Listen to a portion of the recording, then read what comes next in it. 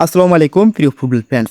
অবিশ্বাস্য গোলকিপিং এবং solid back line দিয়ে টানা 90 মিনিট স্পেনকে আটকে রেখেছিল কেপে ভার্দে। এই বিষয়টা আজকে আপনাদের সামনে তুলে ধরার চেষ্টা করছি। এবং মোহাম্মদ সালার মিশরের বিপক্ষে হাড্ডাহাড্ডি লড়াই করেছে বেলজিয়াম। এই ম্যাচের ফলাফলটা আপনাদের সামনে ব্যাখ্যা করব, সেই সাথে তুলে ধরার চেষ্টা করব আরবের হাইলাইন ডিফেন্স এবং উরুগুয়ের সেই ফিজিক্যালি গেমস, কোন দল জয়লাভ করেছে, কে কতটা ভালো পারফরমেন্স করেছে, এই বিষয়গুলো তুলে ধরার চেষ্টা করব। সেই সাথে আলোচনা করব আজকের সেই 24 ঘন্টার হাই ভোল্টেজ 3টি ম্যাচের প্রিভিউ। আশা করি সম্পূর্ণ ভিডিও জুড়ে পাশে থাকবেন এবং এই হাই ভোল্টেজ ম্যাচগুলো সম্বন্ধে জানবেন। ফুটবল প্রেমী বন্ধুরা, অবিশ্বাস্য গোলকিপিং আর সলিড ব্যাকলাইন দিয়ে শেষ পর্যন্ত টানা 90 মিনিট স্পেনকে আটকে রেখেছে কেপে ভার্দে। লারুজাদের শুরুটা ধাক্কা দিয়ে শুরু হলো, টিকি টাকা পজিশনাল পাস সবই আছে, নেই শুধু গোল।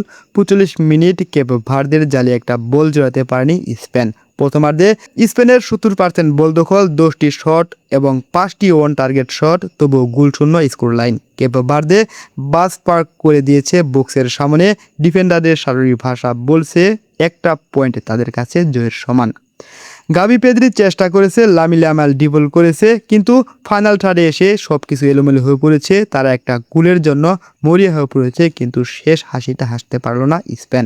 বিরতির পর 27টি শট, তার মধ্যে 6টি ওয়ান টার্গেট শট, 51টা অপোজিশন বক্সের টাচ এবং 11টা কর্নার নিয়েও পেপ গার্দের সাথে 1-1 ড্র করে স্পেন। ম্যাচ শেষে কেপে ভার্দের গোলকিপার জবিন হা কেঁদেছিল। র্যাঙ্কিংয়ে 67 নাম্বারে থেকে ওয়ার্ল্ড কাপের অন্যতম ফেভারিট টিমকে রুখে দেওয়া চারটাখানি কথা নয়, নিজেদের ইতিহাসের সর্বপ্রথম বিশ্বকাপে ম্যাচ ছিল পেপ ভার্দের জন্য। লোকজন হিসাব মিলাচ্ছিল পেপ ভার্দে কয়টা গোল কনসিভ করবে। এটাই ফুটবল, ফুটবলের ফলাফল কাগজে কলমে দুই দলের শক্তিমত্তা নির্ধারণ করে হয় না, কারো প্রেডিকশনের মাধ্যমে নির্ধারিত হয় না। ফুটবলের ফলাফল নিজের পক্ষে আনতে চাইলে লড়াই করতে হয় গোল। পেপ ভার্দে আজ 90 মিনিট নিজেদের জাল সুরক্ষিত রাখতে পেরেছিল। প্রতিপক্ষ যাই হোক না কেন, পেপ ভার্দে তারা জানে কিভাবে প্রতিপক্ষের কাউন্টার অ্যাটাকগুলো ঠেকাতে হয়, কিভাবে প্রতিপক্ষের সেই সুন্দর সুন্দর জোরালো আক্রমণগুলো রুখে দিতে হয়, সেটাই আজ প্রমাণ করেছে। 18 বিশ্বকাপে স্পেন রাশিয়ার কাছে ট্রাইব্রেকারে হেরে রাউন্ড অফ 16 থেকে বাদ পড়েছিল এবং 22 বিশ্বকাপে একই ঘটনা ঘটেছে শুধুমাত্র এই মরক্কোর বিপক্ষে। দুইটা ম্যাচে স্পেন হাজারের মতো সলিড পাস খেলেছিল, অপোনেন্টের ডিফেন্স ভাঙার জন্য সব কিছু করেছিল, শুধুমাত্র করতে পারেনি একটি গোল। আজ পেপ ভার্দের বিপক্ষে স্পেনের খেলার জন্য লাস্ট 2 বিশ্বকাপের স্মৃতি মনে করে দিচ্ছে। স্পেন দলের কোয়ালিটি নিয়ে কোনো টুর্নামেন্টের আগেই সন্দেহ থাকে না। তাদের প্লেয়াররা বিশ্বের সেরা ক্লাবে খেলে সেরা পারফরমেন্স বয়ে নিয়ে আসে, বড় বড় জয় পায় বড় ম্যাচে এবং সব স্কোয়াড মিলেই তারা যে কোনো প্রতিপক্ষের বিপক্ষে লড়াই করতে জানে।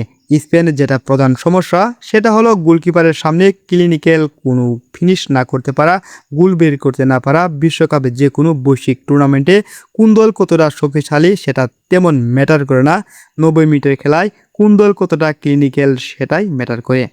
স্পেন বরাবরই এই জায়গায় ধরা খেয়ে যায়। 2010 বিশ্বকাপের পর হয়তোবা তাদের স্কোয়াডের সবচেয়ে প্রমিজিং। বিশ্বকাপে জেতার জন্য তারা অন্যতম ফেভারিট। আর্জেন্টিনা বলেন, পর্তুগাল কিংবা ফ্রান্স যাই বলেন না কেন, তাদের সাথে লড়াই করার জন্য সবসময় প্রস্তুত স্পেন। তবে আজকের ম্যাচে ভাগ্য যখন পক্ষে ছিল না, একাধিকবার আক্রমণ করার পরেও একটা গোল বার করতে পারলো না, এটা আমরা স্পেনের মতো দলের পক্ষ থেকে আশা করি নাই। তবে দিন শেষে ফুটবল গোলের খেলা এবং গোল করতে ব্যর্থ হওয়ায় তারা গত 2 বিশ্বকাপ থেকে বিদায় নিয়েছিল, আর এই বিশ্বকাপেও তারা একটা খারাপ ম্যাচে দিয়ে শেষ করে আসলো।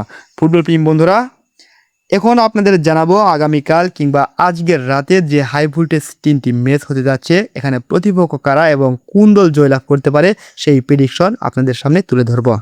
16 তারিখ সকালবেলায় ইরান এবং নিউজিল্যান্ড মুখোমুখি হবে সকাল 7টায়। আর এই দলে ইরান এবং নিউজিল্যান্ড তারা সমশক্তিমানের দুটি দল বলা চলে। এখানে যদিও ইরান এবং নিউজিল্যান্ড কোন দল জয়লাভ করতে পারবে তা প্রেডিকশন দিয়ে বলা যাচ্ছে না। তবে রাত 1টায় মুখোমুখি হবে ফ্রান্স এবং সেনেগাল। এখানে ফ্রান্স সম্ভাব্য সেনেগালের বিপক্ষে জয় পাবে। তবে সেনেগাল যে দলটি বর্তমানে রয়েছে তারা স্পেনের সেই আক্রমণটা রুখে দিতে সক্ষম। তারা জানে কিভাবে স্পেনের ডাম্বেলে এবং কিলিয়ান এমবাপ্পেকে ধরে রাখতে হয়, কিভাবে প্রতিপক্ষের গোল থেকে নিজেদের জাল সুরক্ষা রাখতে হয়। সেই সাথে 17 জুন ভোর 7টায় যে ম্যাচটি অনুষ্ঠিত হবে, এখানে প্রতিপক্ষ হলো ইরাক এবং নরওয়ে। আর শক্তিমত্তার দিক থেকে ইরাকের থেকে নরওয়ে গিয়ে আমরা আশা করি সবকিছু যদি ঠিকঠাক চলে, ভাগ্য যদি পক্ষে থাকে, তাহলে ইরাকের সাথে নরওয়ে এই ম্যাচটিতে জয়লাভ করবে। ফুটবল প্রেমী বন্ধুরা, ফুটবলের এরকম আপডেট এবং ম্যাচ বিশ্লেষণ, ম্যাচ প্রিভিউ প্রতিনিয়ত ভিডিও পেতে অবশ্যই জিআর ফুটবল নিউজ সাবস্ক্রাইব করবেন।